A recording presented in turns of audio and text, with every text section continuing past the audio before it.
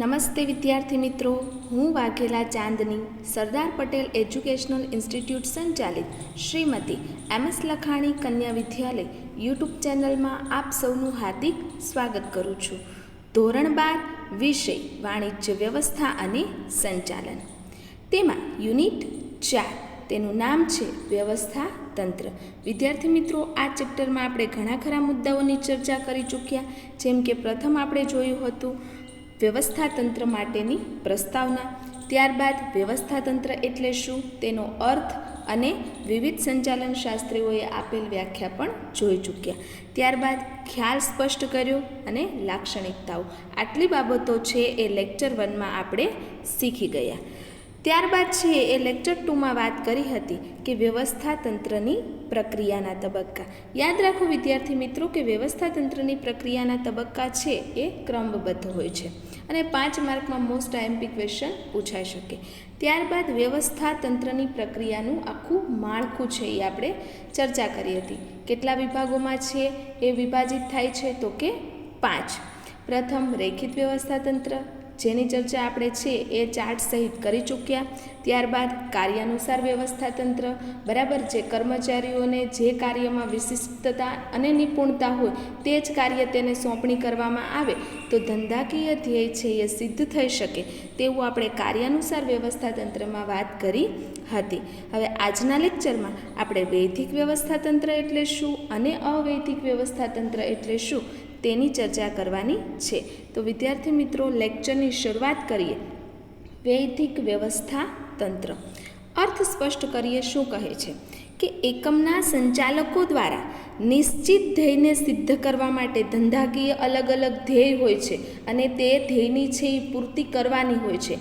એટલા માટે શું કહે છે કે એકમના સંચાલકો દ્વારા, જે મેનેજમેન્ટ કરતા હોય છે વ્યક્તિઓ, એના દ્વારા ધ્યેયને સિદ્ધ કરવા માટે વ્યક્તિ અને કાર્ય વચ્ચેના સંબંધોનું જે વિધિસરનું માળખું છે એ સ્થપાય છે તેને શું કહે છે? વૈધિક વ્યવસ્થા તંત્ર કહે છે. વ્યક્તિ અને કાર્ય વચ્ચે છે એ એક અલગ પ્રકારનું માળખું રચના કરવામાં આવે છે. જો વ્યક્તિ અને કાર્ય વચ્ચે છે એ સારા સંબંધો હશે અને એ રીતે જો કાર્ય થશે તો સંચાલકો દ્વારા જે ધ્યેય નિશ્ચિત થયા છે તે વ્યવસ્થિત રીતે પાર પડી શકશે. અને એવું જો માળખું રચાય તો તેને શું કહે છે? વૈધિક વ્યવસ્થા તંત્ર કહે છે. આગળ જોઈએ કે રેખિત વ્યવસ્થા તંત્ર તેમજ કાર્યાનુસાર વ્યવસ્થા તંત્ર એ વૈધિક વ્યવસ્થા તંત્રના પ્રકારો છે. આ યાદ રાખો કે વૈધિક વ્યવસ્થા તંત્રના પ્રકારો કયા છે તો કે રેખિત વ્યવસ્થા તંત્ર અને કાર્યાનુસાર વ્યવસ્થા તંત્ર, બરાબર. તો રેખિત વ્યવસ્થા તંત્રમાં છે એ વ્યક્તિ અને કાર્ય વચ્ચેના સંબંધોનું એક વિધિસર માળખું રચાય છે. આપણે છે એના ચાર્ટમાં જોઈ ચૂક્યા કે પ્રથમ છે એ સંચાલક મંડળ હોય, ત્યારબાદ છે એ જનરલ મેનેજર હોય, ત્યારબાદ છે એ અલગ અલગ વિભાગીય અધિકારીઓ હોય અને એની નીચે પણ છે એ અલગ અલગ કારકુન હોય છે, સેલ્સમેન હોય છે, બરાબર, પટ્ટાવાળા હોય છે, કારકુન, ફોરમેન, આવા બધા છે એ વ્યક્તિઓ કાર્ય કરતા હોય છે. એટલે જો એ સીધી રેખાથી કાર્ય કરે છે એટલે એનામાં છે એ એક માળખું રચાયું છે અને એ પણ કેવું તો કે વિધિસરનું માળખું, બરાબર, કે ઉપરથી સત્તા નીચે તરફ છે એ આવે છે. અને કાર્યાનુસારમાં પણ એવું જ છે. કાર્યાનુસારમાં શું છે તો કે જે વ્યક્તિઓ પાસે વિશિષ્ટ જ્ઞાન હોય, શક્તિ હોય, આવડત હોય તેને જે તે કાર્ય છે એ સોંપણી કરવામાં આવે છે અને જે તે કાર્ય માટે જવાબદાર હોય છે અને એ જવાબદાર છે એ પોતાના ઉપરીને હોય છે. એટલે બધા આન્સર છે એ કોને આપવાના હોય છે તો કે પોતાના ઉપરીને આપવાના હોય છે કે કાર્ય થયું કે ન થયું, ધ્યેય સિદ્ધ થયો કે ન થયો. એટલા માટે અહીંયા શું કહે છે કે રેખિત વ્યવસ્થા તંત્ર તેમજ કાર્યાનુસાર વ્યવસ્થા તંત્ર એ વૈધિક વ્યવસ્થા તંત્રના પ્રકારો છે. કારણ કે આ બંને છે એ વિધિસર રીતે માળખું રચાય છે એ માટે. આ પ્રકારોના વ્યવસ્થા તંત્રમાં કાર્યની જવાબદારી નિભાવવા જરૂરી સત્તા સોંપાય છે, બરાબર. તમે જોઈ શકો છો કે આ વૈધિક વ્યવસ્થા તંત્રમાં છે એ જવાબદારી નિભાવવા માટે શું થાય છે તો કે કર્મચારીઓને છે એ સત્તા સોંપાય છે. રેખિતમાં પણ સત્તા સોંપાય છે. આપણે તેમાં વાત કરી ચૂક્યા. શું તો કે ઉપરી અધિકારી છે એ પોતાના નીચેના અધિકારીને શું સોંપે છે રેખિતમાં તો કે સત્તા સોંપે છે. અને કાર્યાનુસાર વ્યવસ્થા તંત્રમાં પણ શું છે તો કે જે વ્યક્તિ પાસે વિશિષ્ટ આવડત જ્ઞાન હોય અને એને જ કામ સોંપવામાં આવે છે અને તેને જ છે એ સમગ્ર કાર્યની જવાબદારી સત્તાની સોંપણી કરી દેવામાં આવે છે, જેમાં સત્તા સોંપણી અંગેની ઉપરી અને તાબેદારની બાબતો છે એ શું હોય છે તો કે સ્પષ્ટ હોય છે. એટલે આનો કહેવાનો મિનિંગ એવો છે કે ઉપરી અધિકારી છે તે શું કાર્ય કરશે અને નિમ્ન અધિકારી છે, મધ્યમ સપાટીના અધિકારી છે એ શું કાર્ય કરશે. એટલે બધાના કાર્ય છે એ કેવા હોય છે તો કે સુસ્પષ્ટ હોય છે. એટલે ખબર પડે કે કયા કર્મચારીને કયું કાર્ય કરવાનું છે, બરાબર. એટલે વિધિસરનું જે માળખું રચાય છે તેને શું કહે છે તો કે વૈધિક વ્યવસ્થા તંત્ર કહે છે. આગળ વૈધિક વ્યવસ્થા તંત્ર છે તેની લાક્ષણિકતાઓ આપી છે, તો 1 by 1 જોઈએ કે શું લાક્ષણિકતાઓ ધરાવે છે વૈધિક વ્યવસ્થા તંત્ર. પ્રથમ છે વૈધિક માળખું. શું કહે છે તો કે નિશ્ચિત ધ્યેયને સિદ્ધ કરવા સંચાલકો સભાનતાપૂર્વક વૈધિક માળખાની રચના કરે છે. એટલે કે વિધિસરનું જો માળખું રચના થશે તો ધંધાકીય ધ્યેય છે જે સંચાલકો દ્વારા કરવામાં આવેલા છે, આયોજનમાં નક્કી કરવામાં આવેલા હોય છે, તો તે વ્યવસ્થિત રીતે છે એ પાર પડી શકશે અને ધંધાકીય ધ્યેય છે એ સિદ્ધ થશે તો જે એકમ છે એ આગળ વધી શકશે, તેનું વિસ્તરણ થઈ શકશે, બરાબર, હરીફ પેઢી સાથે ટકી રહેશે. આ બધું છે એ જોવાનું રહેશે. ત્યારબાદ શું છે તો કે અપરિવર્તનશીલ છે. વૈધિક વ્યવસ્થા તંત્ર છે એ કેવું છે તો કે અપરિવર્તનશીલ. તેમાં પરિવર્તન જોવા મળતું નથી. કેમ પરિવર્તન નથી જોવા મળતું જોઈએ કે આ પ્રકારના વ્યવસ્થા તંત્રમાં કર્મચારીનું સ્થાન છે એ મોટે ભાગે અપરિવર્તનશીલ જોવા મળે છે. એટલે શું તો કે જે કર્મચારીને જે હોદ્દો, જે સીટ આપી છે તેમાં તેને એક જગ્યાએથી બીજી જગ્યાએ તરત ખસેડવામાં આવતા નથી. જો એક કર્મચારીને છે એ પ્રથમ તો કે ખરીદ વિભાગમાં કાર્ય સોંપ્યું, ત્યારબાદ તો કે સમિતિમાં કાર્ય સોંપ્યું, ત્યારબાદ વેચાણ વિભાગમાં કાર્ય સોંપ્યું, તો એ એક વ્યક્તિ છે એ અલગ અલગ જો કાર્ય કરવા જશે તો વ્યવસ્થિત રીતે એક પણ કાર્ય છે એ કરી શકશે નહીં. પણ અહીં શું કહે છે કે મોટે ભાગે તેનું સ્થાન છે એ અપરિવર્તનશીલ, એટલે કે બદલવામાં આવતું નથી. બદલાશે તો કાર્ય વ્યવસ્થિત થશે નહીં. એટલે જે પણ અધિકારીને જે તે હોદ્દો સોંપવામાં આવ્યો છે તે જ હોદ્દો તેને નિભાવવાનો હોય છે, જેથી તે કાર્ય છે એ નિપુણતાપૂર્વક સારી રીતે આવડતથી કરી શકે, બરાબર. અપરિવર્તનશીલ એટલા માટે છે. અને અપરિવર્તનશીલ છે એ એટલા માટે પણ કહી શકાય કે જો વ્યક્તિને અલગ અલગ જગ્યાએ છે એ રોજ બદલવામાં આવે તો વ્યક્તિ છે એ વ્યવસ્થિત રીતે કાર્ય નહીં કરી શકે, અને કાર્ય નહીં થાય તો ધંધાકીય ધ્યેય સિદ્ધ નહીં થાય, બરાબર. કર્મચારીનું સ્થાન એકવાર નિશ્ચિત કર્યા બાદ જ્વલ્લે તેનું ફેરફાર છે એ જોવા મળે છે. જવલ્લે એટલે શું તો કે ક્યારેક જ એવું કોઈ પણ છે એ પરિસ્થિતિ આવી તો જ તેમાં ફેરફાર કરી શકાય છે, બાકી તેમાં ફેરફાર કરી શકાતો નથી. જે તે હોદ્દો આપ્યો તે અધિકારીને તેમાં જ કાર્ય કરવાનું છે, જેથી તેને એ કાર્યમાં નિપુણતા મળે, સમય શક્તિ છે એ બચે અને વ્યવસ્થિત રીતે ધ્યેય સિદ્ધ થઈ શકે. એટલે અહીંયા કહેવાનું તાત્પર્ય એ છે કે કર્મચારીનું સ્થાન છે એ વારે વારે બદલવામાં આવતું નથી, બરાબર. અને આ એક સારી બાબત કહી શકાય છે. હવે છે ત્રીજું, ઉપરથી નીચે સત્તાની સોંપણી. આપણે રેખિત વ્યવસ્થા તંત્રમાં છે એ જોઈ ચૂક્યા. તેના ચાર્ટ ઉપરથી કહી શકાય કે પ્રથમ છે એ સંચાલક મંડળો આવે છે, ત્યારબાદ તો કે જનરલ મેનેજર, ત્યારબાદ તો કે વિવિધ અધિકારીઓ આવે છે, અને ત્યારબાદ છે એ કારકુન છે, પછી ફોરમેન છે, પછી સેલ્સમેન છે, બરાબર. આવા બધા કામદારો, તાબેદારો આવે છે. એટલે તમે જોઈ શકો છો કે સીધી રેખામાં છે એ સત્તાની સોંપણી થાય છે ઉપરથી નીચે, બરાબર. તો અહીં શું કહે છે કે ઉપરથી નીચે સત્તાની સોંપણી. તો આપણે હમણાં જ વાત કરી આગળ કે રેખિત વ્યવસ્થા તંત્ર અને કાર્યાનુસાર વ્યવસ્થા તંત્ર એ વૈધિક વ્યવસ્થા તંત્રના પ્રકારો છે, બરાબર. સત્તાની સોંપણી ઉપરી અધિકારી દ્વારા કરવામાં આવે છે અને તેનું સ્થાન છે એ ઉપરથી નીચે તરફ હોય છે, બરાબર. ઉપર છે એ મેઇન અધિકારી હોય અને એની નીચે છે એ અધિકારીઓ હોય છે, જે વચગાળામાં કાર્ય કરતા હોય છે અને ધ્યેય સિદ્ધિ માટેના છે એ પગલાઓ લેતા હોય છે, બરાબર. તો વૈધિક વ્યવસ્થા તંત્રમાં યાદ રાખો કે ઉપરથી નીચે તરફ સત્તાની સોંપણી થાય છે. હવે કાર્યાનુસારમાં પણ એવું જ થાય છે.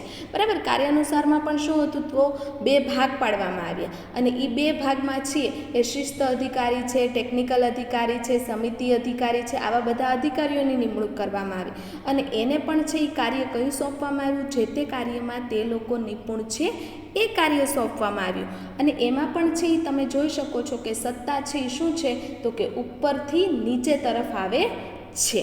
બરાબર. ત્યારબાદ મોટું કદ. વૈધિક વ્યવસ્થા તંત્રનું માળખું છે એ મોટું કદ ધરાવતું હોય છે.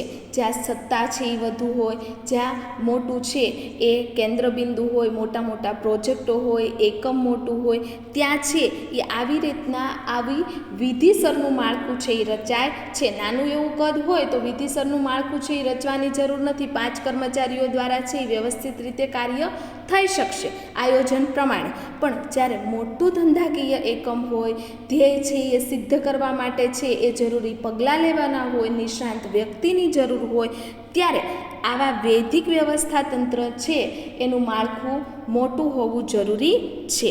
એટલા માટે શું કહે છે તો કે વૈધિક વ્યવસ્થા તંત્રનું છે એ કદ કેવું હોય છે તો કે મોટું. કેમ કે અલગ અલગ અધિકારીને અલગ અલગ કાર્યની સોંપણી છે એ કરવામાં આવે છે અને એ પણ ઉપરથી નીચે તરફ. ત્યારબાદ જોઈએ નેક્સ્ટ, ચોક્કસ સંબંધો. વિધિસર રીતે માળખાની રચના થતી હોવાથી કર્મચારીઓ વચ્ચેના સંબંધો છે એ કેવા હોય છે તો કે ચોક્કસ. બરાબર. વિધિસર રીતે છે એ માળખું રચાય છે. જેમ કે આપણે છે એ રેખિત વ્યવસ્થા તંત્ર અને કાર્યાનુસાર વ્યવસ્થા તંત્ર છે એમાં જોઈ ચૂક્યા કે સત્તા છે એ ઉપરથી નીચે હોય છે અને અધિકારીઓનું કામ પણ કેવું હોય છે તો કે નિશ્ચિત હોય છે, વિભાગ વાઇઝ હોય છે. એટલે એકબીજા કર્મચારીને એકબીજાની છે એ ખબર હોય છે, કોણ કોને જવાબદાર હોય છે એ પણ નિશ્ચિત હોય છે. એટલે કર્મચારી વચ્ચેના સંબંધો છે એ કેવા બને છે તો કે ચોક્કસ બને છે અને એ પણ સ્પષ્ટ રીતે છે એ બનતા હોય છે. ત્યારબાદ માહિતી સંચાર. માહિતી સંચાર એટલે શું તો કે માહિતી છે એ એક જગ્યાએથી બીજી જગ્યાએ છે એ પહોંચાડવી, એટલે એને શું કહે છે તો કે માહિતી સંચાર. માહિતી સંચાર વૈધિક પ્રકારના માર્ગો દ્વારા જ થાય છે. એટલે કે વિધિસર રીતે જ થાય છે કે ઉપરી છે એ માહિતી આપે, ત્યારબાદ છે એ નીચે તરફ માહિતી આવે છે, ત્યારબાદ છે એ એના નીચેના અધિકારી તરફ માહિતી આવે છે, ત્યારબાદ છે એ કર્મચારીઓ, તાબેદારો, કારકુન, બરાબર, એવી રીતના ઉપરથી નીચે તરફ વિધિસર રીતે માહિતી છે એકબીજાને પહોંચતી થતી હોય છે. અવૈધિક માહિતી સંચારની કોઈ જ સ્થાન અહીંયા નથી. અવૈધિકને છે એ કોઈ સ્થાન નથી. માહિતી છે એનો માર્ગ પણ કેવો હોય છે તો કે નિશ્ચિત હોય છે ઉપરથી નીચે તરફ. બરાબર. આગળ જોઈએ કે અવૈધિક વ્યવસ્થા તંત્ર એટલે શું. વૈધિક વ્યવસ્થા તંત્ર છે તેનો અર્થ સ્પષ્ટ કર્યો, બરાબર, ખ્યાલ મેળવ્યો અને તેની લાક્ષણિકતાઓની ચર્ચા કરી. હવે આપણે જોવાનું છે કે અવૈધિક વ્યવસ્થા તંત્ર એટલે શું. અર્થ સમજીએ. શું કહે છે તો કે કોઈ પણ સભાનતાપૂર્વકના હેતુ સિવાય સામૂહિક પરિણામોના ફાળા આપવા માટે આપોઆપ રચાયેલું આંતરિક સંબંધોનું માળખું એટલે શું તો કે અવૈધિક વ્યવસ્થા તંત્ર.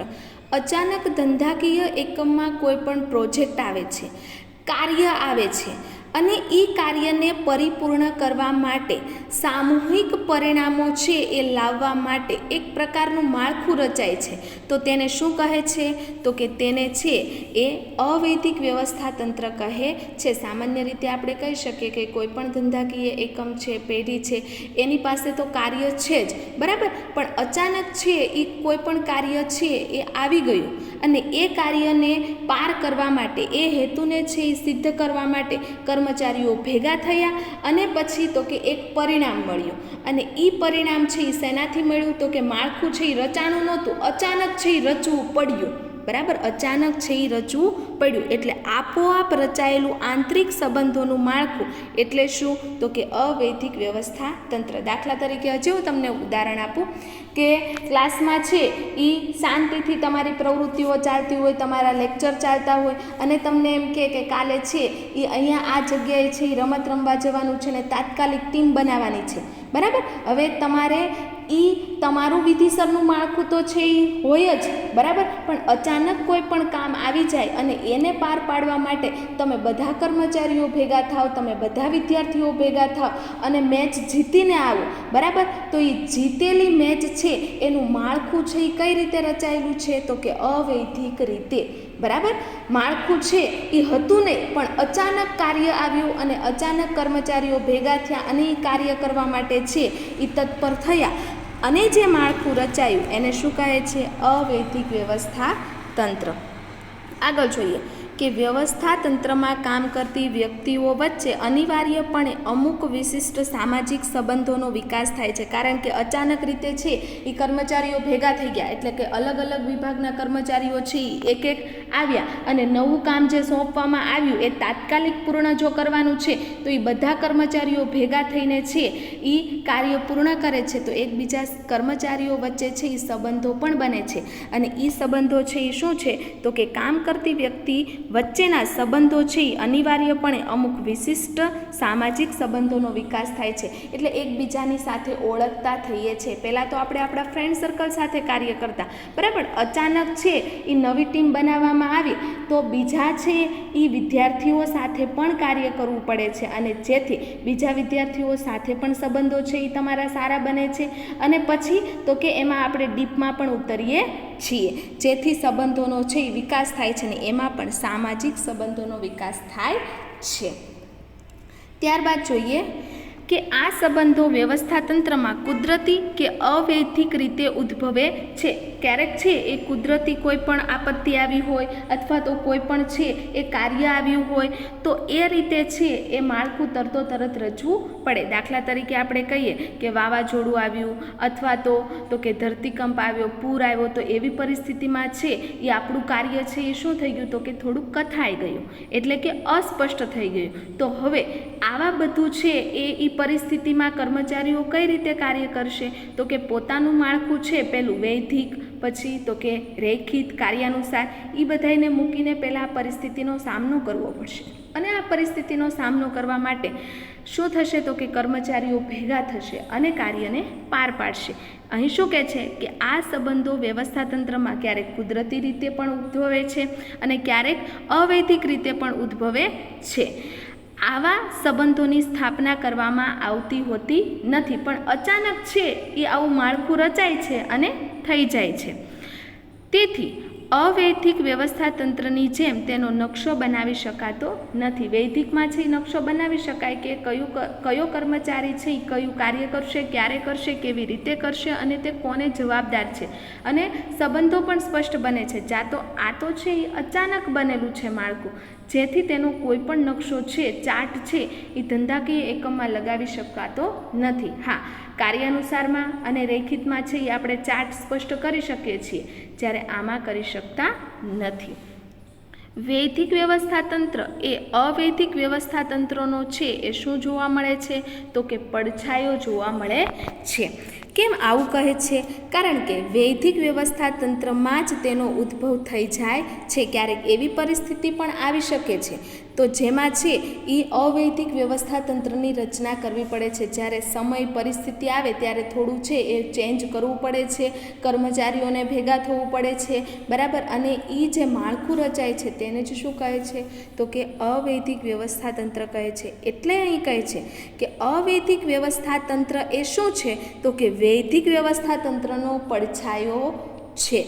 વૈધિક વ્યવસ્થાતંત્રમાં જ તેનો ઉદ્ભવ થાય છે. શેમાં ઉદ્ભવ થાય છે? તો કે વૈધિકમાંથી જ અવૈધિકનો છે એ ઉદ્ભવ થયેલો જોવા મળે છે. એટલા માટે અહીં પડછાયો શબ્દ છે એ વાપરેલો છે, બરાબર. આપણો પડછાયો કેમ નીચે પડે છે? એટલે આપણામાંથી જ આપણો પડછાયો છે એ પડે છે. તો અહીં એ જ કહે છે કે વૈધિકમાંથી જ છે એ અવૈધિક બાબત છે એ બને છે. વૈધિક એટલે શું? તો કે વિધિસર, બરાબર, વ્યવસ્થિત રીતે.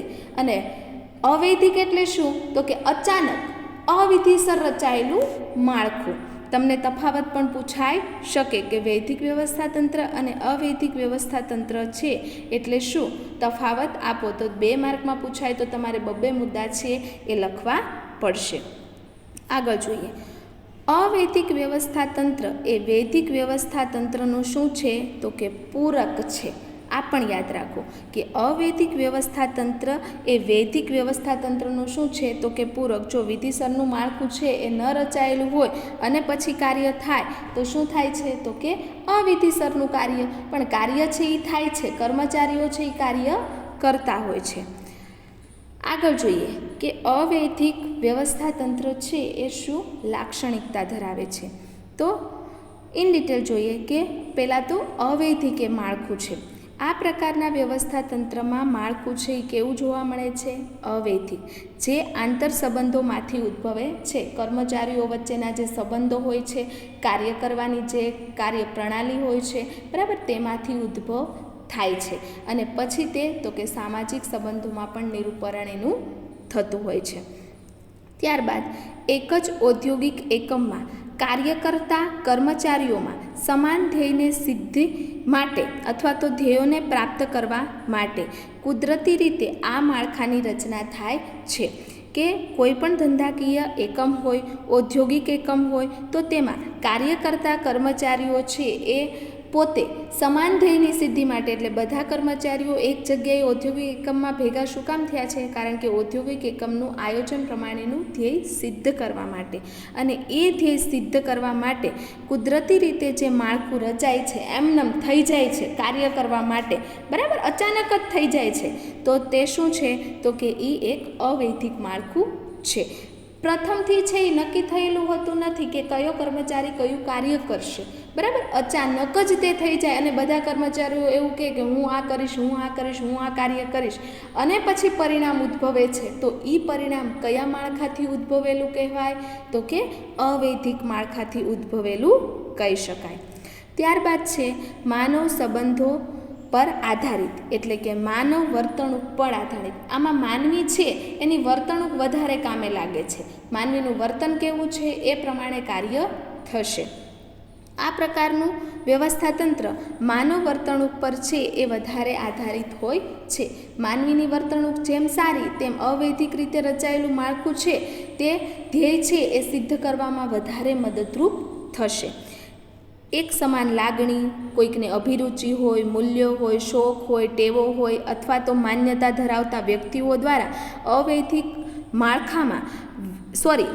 માળખામાં અવૈધિક જૂથો રચવામાં આવે છે, જેના આધારે આ વ્યવસ્થા તંત્ર રચાય છે, બરાબર. કોઈ પણ અચાનક છે એ પ્રોજેક્ટ આવી ગયો અને તેમાં એક સમાન લાગણી હોય કર્મચારીઓને, ધંધાકીય માટે લાગણી હોય, અભિરુચિ હોય તે કાર્યમાં, અથવા તો કે શોખ હોય એવા કાર્ય કરવામાં, ટેવ હોય, બરાબર, અલગ અલગ વ્યક્તિઓ અલગ અલગ માન્યતા ધરાવતા હોય, તો આવા વ્યક્તિઓ છે એ બધા ભેગા થઈને વૈધિક માળખામાં અવૈધિક જૂથો રચવામાં આવે. એટલે કે વૈધિક રીતે આ બધા કાર્ય કરતા હતા, બરાબર. કર્મચારીઓ છે અલગ અલગ રીતે કાર્ય કરતા હતા, એટલે વૈધિકમાં કાર્ય કરતા હતા, વિધિસરના માળખામાં કાર્ય કરતા હતા. અને અચાનક નવો પ્રોજેક્ટ આવ્યો એટલે એની વર્તણૂક બદલાણી, પછી તો કે લાગણીના કારણે, ટેવના કારણે છે એ બધા કર્મચારીઓ છે એ એક અલગ જૂથમાં ભેગા થયા અને એ અલગ જૂથની જે રચના કરવામાં આવી, જેના આધારે એક વ્યવસ્થા તંત્ર રચાય છે. ને એ જ વ્યવસ્થા તંત્ર એટલે કયું વ્યવસ્થા તંત્ર? તો કે અવૈધિક વ્યવસ્થા તંત્ર, બરાબર. તમે વિદ્યાર્થી છો અને મસ્ત મજાના છે એ પોતાના કાર્યમાં મશગુલ છો અને પોતે છે એ જે તે આવડતું હોય એ ફિલ્ડમાં તમે રહ્યો છો. અચાનક છે એ સ્કૂલ દ્વારા તમને છે એ કહેવામાં આવે કે આ કાર્ય છે એ આજે કરવાનું છે, તમને આવડતું નથી છતાં પણ તમે એમાં પાર્ટિસિપેટ કરો છો, બરાબર. તો એ શું છે? એ અચાનક રચાયેલું માળખું, એટલે જ શું તો કે અવૈધિક. અને તેમાં શું હોય છે તો કે માનવ વર્તન પર આધારિત હોય છે, એ તમારા વર્તન ઉપર આધારિત છે, બરાબર. જો તમારું વર્તણૂક છે એ બાબત અંગે શોખ હોય, ટેવ હોય, તમારી લાગણી હોય કે હા એ કાર્ય કરવું છે, તો તમે સારી રીતે એ કાર્ય કરી શકો છો, બરાબર. તમને સોંપેલું કાર્ય તો તમે કરો જ છો, પણ અલગ એક્સ્ટ્રા કામ પણ કરો છો, એ તમારી વર્તણૂક પર આધાર રાખે છે. એક્સ્ટ્રા કામ છે એ શું છે તો કે અવૈધિક છે, બરાબર. ત્યારબાદ પરિવર્તનશીલ. અવૈધિક વ્યવસ્થા તંત્રનું માળખું સંપૂર્ણ રીતે કેવું હોય છે તો કે પરિવર્તનશીલ હોય છે. તેમાં ફેરફાર કરી શકાય છે કારણ કે એ વિધિસર રચાયેલું નથી. બરાબર, કયો કર્મચારી કયું કાર્ય કરશે તેમાં નક્કી થયેલું હોતું નથી. જેને અભિરુચિ હોય, શોખ હોય એ કાર્ય કરી શકે છે. એટલા માટે શું કહે છે તો કે પરિવર્તનશીલ હોય છે. કર્મચારી કોઈ પણ એક વિભાગમાંથી બીજા વિભાગમાં કાર્ય માટે ફેરબદલ થાય છે ત્યારે નવેસરથી માનવ સંબંધોમાં ફેરફાર થાય છે. તમે એક જગ્યાએથી બીજી જગ્યાએ જાઓ, બરાબર, તો ત્યાં પણ અલગ અલગ કર્મચારીઓ હોય. તો પહેલા વિભાગમાં તમે જેમ કાર્ય કરતા એવી રીતના બીજા વિભાગમાં પણ કાર્ય કરવાનું છે, પણ ત્યાં વ્યક્તિઓ કેવા છે તો કે અલગ અલગ હોય છે. એટલે અહીંયા શું કહે છે કે નવેસરથી અન્યની સાથે માનવ સંબંધોની સ્થાપના થાય છે અને તેના કારણે અવૈધિક તંત્રમાં છે એ શું જોવા મળે છે તો કે ફેરફાર જોવા મળે છે. દાખલા તરીકે છે એ એક પ્રોજેક્ટમાં કામ કરતી હોય, બરાબર, અને અચાનક નવો પ્રોજેક્ટ આવી ગયો તો હું તેમાં કામે છે એ લાગી જાઉં. હવે એમાં હું કામે લાગતી હોય પછી તો કે કોઈ બીજા અધિકારી એમ કે તમને આ કાર્ય આવડે છે તો તમે આ કાર્ય છે એ મને તમારું કાર્ય પૂરું થાય પછી કરી આપો. એટલે હું આ કાર્ય પૂરું થાય છે એક કાર્ય પછી એના કાર્યમાં છે એ જોડાઉં છું. એટલે શું તો કે તરતો તરત છે એ માનવ સંબંધોનો બીજો વિકાસ થયો. પ્રથમ તો હું કરું જ છું કાર્ય, પછી બીજા સાથે પણ કરું છું. એટલે માનવ સંબંધોમાં છે એ ફેરફાર પણ જોવા મળે છે. અલગ વ્યક્તિ સાથે પણ કાર્ય કરવાનો મોકો મળે છે, અનુભવ મળે છે અને એના કારણે અવૈધિક વ્યવસ્થા તંત્રમાં છે એ શું જોવા મળે છે તો કે ફેરફાર જોવા મળતા હોય છે. અને યાદ રાખો કે આનાથી નવું શીખવા પણ મળતું હોય છે. પછી છે સાર્વત્રિક. અવૈધિક વ્યવસ્થા તંત્ર છે એ સાર્વત્રિક છે, એટલે કે બધી જ જગ્યાએ છે એ આવું થતું હોય છે. બરાબર, એવું નથી કે માત્ર ને માત્ર છે એ વૈધિક રીતે જ આપણે કાર્ય કરી શકીએ, યોગ્ય માળખામાં જ કાર્ય કરી શકીએ. બરાબર, અવૈધિક છે એ વારાઘડીએ થતું હોય છે. એટલે શું તો કે સમાજના બધા વ્યક્તિઓ છે એની રચના ઉપરથી નીચે તરફ ન થયેલી જોવા મળે. બરાબર, બધા ભેગા થાય છે, કાર્ય સમૂહ હોય છે, કર્મચારીઓ ભેગા થાય છે, બરાબર, અને એક માળખું રચાય છે ને એ પ્રમાણે શું થતું હોય છે તો કે કાર્ય થતું હોય છે. માત્ર ઉદ્યોગમાં જ નહીં પરંતુ સમાન હિતો અને મૂલ્ય ધરાવતી દરેક માનવીય પ્રવૃત્તિમાં છે એ શું હોય છે તો કે અવૈધિક વ્યવસ્થા તંત્રની હાજરી જોવા મળે છે. એટલે એવું નથી કે માત્ર છે એ ઉદ્યોગમાં જ આવું હોય છે. આખા દેશ, આખી દુનિયામાં છે એ અવૈધિક માળખું તો હોય જ છે. આપણે તમારું જ ઉદાહરણ લઈ લો કે અચાનક છે એ તમને એમ થાય કે હવે અકાઉન્ટનો લેક્ચર આવશે, હવે બીએનો લેક્ચર આવશે, હવે આના પછી ઇકોનો લેક્ચર આવશે. 3 લેક્ચર ફિક્સ છે, પણ પ્રથમ લેક્ચર તમને ખબર છે કે અકાઉન્ટનો જ આવશે. તમે તમારી ચોપડીને એવું બધું કાઢીને બેસી ગયા, બરાબર. લેક્ચર છે એ ન આવ્યો અને સીધું છે એ તમને એવું કીધું કે અત્યારે તમારે છે એ કોન્ફરન્સ હોલમાં જવાનું છે, ત્યાં તમારી છે એ નાની એવી મિટિંગ છે, તમારું પ્રેઝન્ટેશન છે, બરાબર. એ પ્રમાણે તમારે કાર્ય કરવાનું છે. તમને થોડુંક કાર્ય આપશે, સવાલ જવાબ આપશે, એવું બધું કાર્ય. તો તમારું ધ્યાન ક્યાં હતું પ્રથમ તો કે અકાઉન્ટમાં હતું. અચાનક તમને લઈ ગયા તો અચાનક લઈ ગયા તો અચાનક અલગ માળખું થયું અને એના માટે હવે તમારે પ્રિપેર થવું પડશે, બરાબર. તો એ બધું શું છે તો કે અવૈધિક છે, બરાબર. તો આવું અવૈધિક માળખું તો બધે જ જોવા મળે છે, બરાબર. આપણે પણ છે એ પ્રથમ સવારમાં જાગીને એવું નક્કી કર્યું હોય કે આ કાર્ય કરવાનું, એ કાર્ય ન પણ થાય વિધિસર રીતે અને અવિધિસર રીતે બીજું કાર્ય થઈ જાય, બરાબર.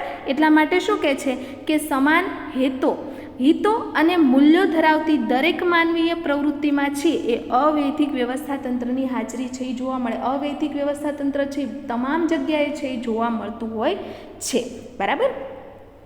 પછી તો કે અવૈધિક માહિતી સંચાર. તેમાં શું કહ્યું છે તો કે અવૈધિક માહિતી સંચારમાં કર્મચારીઓ વચ્ચે માહિતી સંચાર છે એ કેવો થાય છે તો કે અવૈધિક રીતે. અવૈધિક રીતે એટલે પ્રથમ રેખિતમાં અને કાર્યાનુસારમાં વિધિસરનું માળખું રચાય તો તેમાં શું હતું તો કે ઉપરથી નીચે તરફ માહિતી જાય. પણ આ શું છે તો કે અલગ અલગ રીતે માહિતી પહોંચતી હોય છે, નીચેથી ઉપર, ઉપરથી નીચે. પછી તો કે એક કર્મચારી છે એ પોતાના બાજુના કર્મચારીને માહિતી પહોંચે. એટલે માહિતી છે એ તમામ જગ્યાએ ફરતી હોય છે.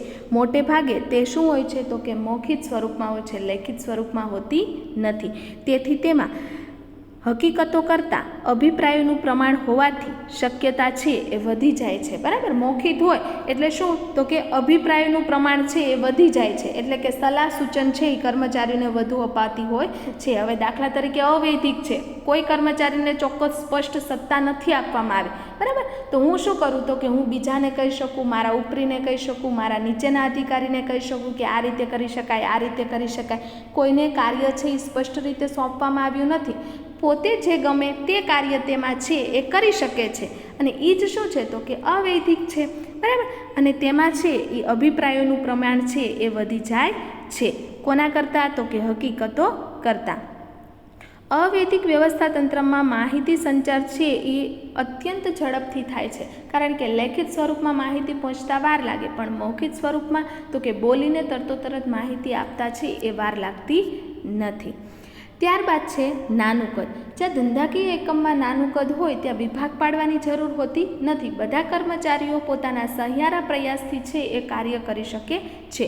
મોટે ભાગે અવૈધિક વ્યવસ્થા તંત્રનું કદ કેવું હોય છે, તો કે નાનું હોય છે, કારણ કે વ્યક્તિગત સંબંધો પર તે આધાર રાખે છે. કર્મચારીઓ ભેગા થઈ ગયા અને એ પ્રમાણે છે એ વ્યક્તિગત સંબંધો સ્થપાય છે, રચના થાય છે અને કાર્ય થતું હોય છે.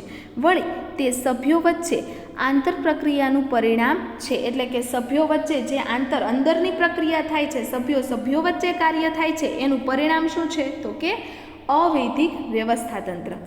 જે સંખ્યામાં ઘણા વધુ જૂથો હોય છે, એટલે કે અલગ અલગ જૂથમાં વિભાજિત કરી દેવામાં આવે અને જૂથમાં કાર્ય કરવામાં આવે અને દરેક જૂથનું છે એ પરિણામ જાણવામાં આવે. પરંતુ કદમાં ઘણા નાના પ્રકારનું આ વ્યવસ્થા તંત્ર જોવા મળે છે. જૂથ કેવું હોય, 5 કે 10 વ્યક્તિનું, બીજું જૂથ 5 કે 10 વ્યક્તિનું. હવે એવા અલગ અલગ છે 10 જૂથ પાડી દેવામાં આવે તો પ્રથમ જૂથનું પરિણામ, બીજા જૂથનું પરિણામ, ત્રીજા જૂથનું પરિણામ એવી જ રીતના જાહેર કરવામાં આવે છે. પછી એવું નથી કે આ વ્યક્તિનું પરિણામ આવ્યું, આ વ્યક્તિનું પરિણામ આવ્યું, એવું છે એ આમાં હોતું નથી, પણ જૂથ વાઇઝ કાર્ય છે એ થાય છે અને એ પ્રમાણે છે એ નાના કદમાં એ વિભાજિત થઈ જાય છે અને આ કદ ઘણા નાના પ્રકારનું છે એ વ્યવસ્થા તંત્રમાં જોવા મળે છે, બરાબર. પછી છે અંકુશનો અભાવ. કારણ કે દરેક કર્મચારીને છે એ અલગ અલગ જૂથમાં વેચી દેવામાં આવે છે, એટલે અંકુશ એના ઉપર રાખી શકાતું નથી. એટલે અવૈધિકમાં છે એ અંકુશનો શું જોવા મળે છે, તો કે અભાવ જોવા મળે છે. જ્યારે રેખિત અને વ્યવસ્થા તંત્રમાં છે એ અંકુશ જોવા મળે છે કે કાર્યની સોંપણી જે તે વ્યક્તિને થઈ, એ કાર્ય તેણે કર્યું છે કે નહીં. પણ આમાં તો છે એ કાર્યની સોંપણી થતી જ નથી. પોતાની લાગણી, અનુભવ, ટેવ, શોખના આધારે વ્યક્તિઓ છે એ કામ કરવા માટે ભેગા થયા છે, એટલા માટે તેના ઉપર અંકુશ રાખી શકાતું નથી. અવૈધિક વ્યવસ્થા તંત્રમાં કર્મચારીઓની પ્રવૃત્તિ ઉપર વિવિધ રીતે કોઈ અંકુશ છે એ રાખી શકાતું નથી, કારણ કે અવિધિસર રીતે માળખું રચાયું છે. એટલે વ્યક્તિ સ્વેચ્છાએ પોતાનું તથા સહકર્મચારીનું કાર્ય કરે છે. પોતાનું કરવું હોય તો પોતાનું કરે અને પોતાના જે સહકર્મચારી હોય એને હેલ્પ કરવી હોય તો એ પણ કરે, બરાબર. એટલે એના ઉપર અંકુશ રાખી શકાતું નથી. ત્યારબાદ તો કે વૈધિક વ્યવસ્થા તંત્રને પૂરક છે, અને એ કોણ પૂરક છે, તો કે અવૈધિક વ્યવસ્થા તંત્ર. અવૈધિક વ્યવસ્થા તંત્ર એ વૈધિક વ્યવસ્થા તંત્રમાંથી જ ઉદ્ભવ પામતું હોવાથી કહી શકાય કે તે વૈધિક વ્યવસ્થા તંત્રને પૂરક છે, કારણ કે વૈધિકમાંથી જ અવૈધિકની રચના થાય છે. હમણાં આપણે આગળ જોયું ને કે વૈધિકનો પડછાયો કોણ છે, તો કે અવૈધિક છે. તમને આ પૂછાઈ શકે કે સમજાવો વૈધિક વ્યવસ્થા તંત્રને પૂરક અવૈધિક વ્યવસ્થા તંત્ર છે, બરાબર. આધુનિક સમયમાં અવૈધિક વ્યવસ્થા તંત્રનું મહત્ત્વ છે એ વધતું થાય છે, કારણ કે નવી છે એ કાર્યપ્રણાલી આવી, પરિવર્તનશીલતા આવી, ટેકનોલોજી નવી આવી, તો અચાનક છે એ વૈધિકમાંથી અવૈધિકમાં છે એ જવું પડે. એટલા માટે અહીં શું કહે છે કે આધુનિક સમયમાં એટલે કે હાલના ટેકનોલોજીકલ યુગમાં અવૈધિક વ્યવસ્થા તંત્રનું મહત્ત્વ શું થયું છે, તો કે વધી જાય છે. ક્યારે રચના કરવી પડે આવા માળખાની અને કર્મચારીને ભેગા કરવા પડે અને પછી પરિણામનું સોલ્યુશન કરવું પડે, તો એ જ શું છે, તો કે એ જ અવૈધિક છે. ઔદ્યોગિક ઝઘડા ઓછા અને ઔદ્યોગિક શિસ્ત વધુ, જળવાતી હોવાથી વ્યવસ્થાતંત્રનો આ પ્રકાર છે એ વધુ પ્રચલિત છે. આનાથી ઝઘડા કે એવું કંઈ થતું નથી. કાર્યની સોંપણી કોઈને થતી નથી. સ્વેચ્છાએ કાર્ય કરવાનું છે એટલે કર્મચારી છે એ પોતાની મોજમાં વ્યવસ્થિત રીતે કાર્ય કરશે અને મોજમાં કાર્ય કરશે એટલે કાર્ય છે એ શું થશે તો કે સફળ થશે. હા, તેનું છે એ અમુક મર્યાદા પણ જોવામાં આવે છે કે કર્મચારી છે એ ક્યારેક જોડાઈ તો ગયું અવૈધિક વ્યવસ્થાતંત્રમાં પણ પછી તો કે એ કાર્ય ન કરે, બરાબર, આવે છે એ અમુક મર્યાદા જોવા મળે છે. પણ અત્યારે તો એ જ યાદ રાખવાનું કે ઔદ્યોગિક ઝઘડા અહીંયા ઓછા થાય છે કારણ કે કર્મચારીઓ છે એ પોતાની અનુભવથી પોતાની સ્વેચ્છાએ પોતાની ટેવ શોખને આધારે લાગણીને આધારે એ એક રચનામાં છે એ જોડાય છે એટલે કર્મચારી છે એ પોતે આઝાદીથી કાર્ય કરશે જે તે કાર્ય અને એ રીતે જો પોતાની રીતે કાર્ય કરશે તો કાર્યમાં છે એ સફળતા મળશે અને જે તે પ્રોજેક્ટ અચાનક આવી ગયો છે એ સિદ્ધ થશે.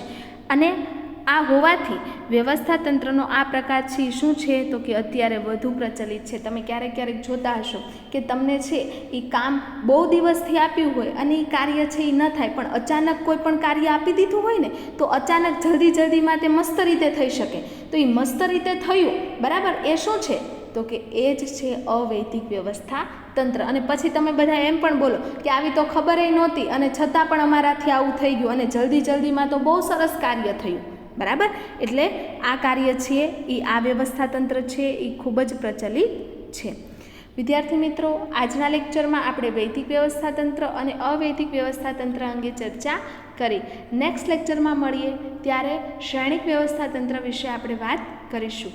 ત્યાં સુધી ઘરે રહો, સુરક્ષિત રહો, take care, thank you. And આજના લેક્ચરમાં મેં તમને જે કંઈ પણ છે એ સમજાવ્યું એ તમારે પાકી બુકમાં લખવાનું રહેશે, બરાબર. Take care, thank you.